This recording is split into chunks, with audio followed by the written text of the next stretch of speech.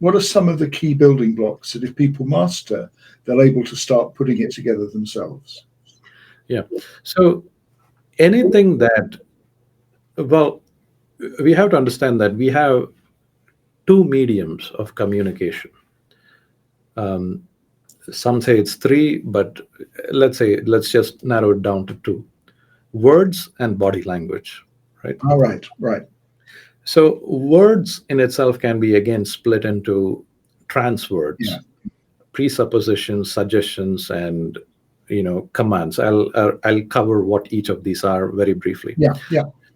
What we want to do is we want the mind to go from outward facing to inward facing, which is we want to divert the listener's attention within through the use of words and through the use of body language.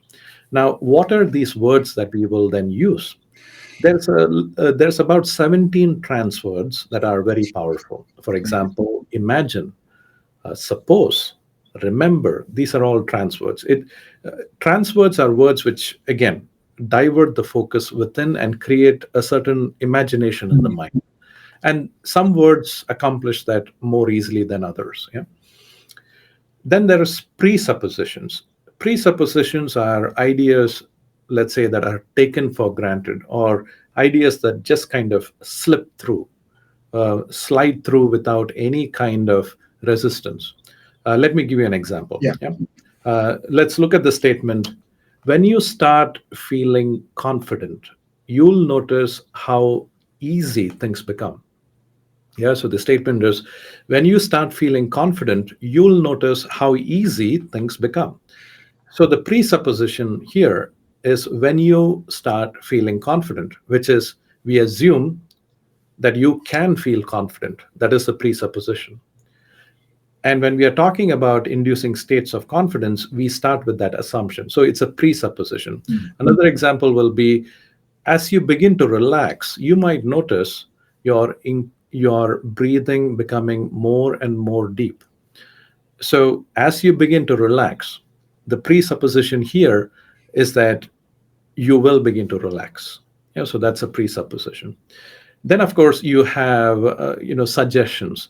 So suggestions can be verbal, in that you can say you might find yourself feeling more and more confident. So phrases such as you might find yourself, it's easy to, it's natural to, when you start observing, when you begin to, all these are kind of phrase openers, and you can follow it up with a clear suggestion.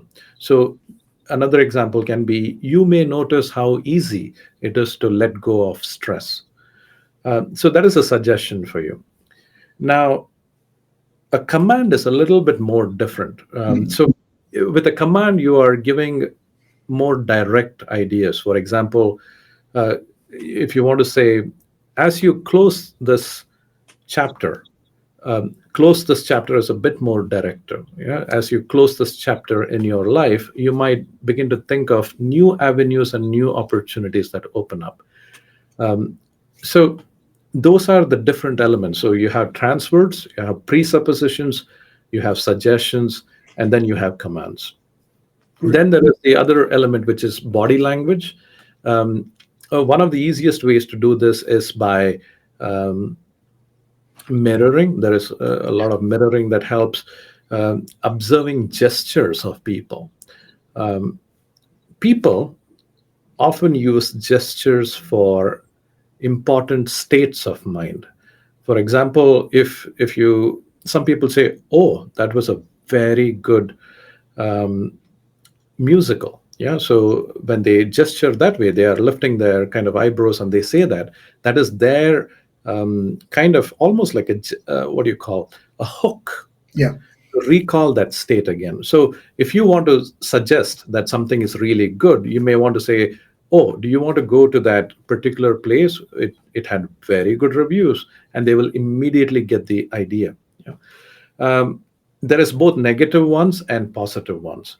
But again, just think about this phrase: a gesture is equal to 1,000 words.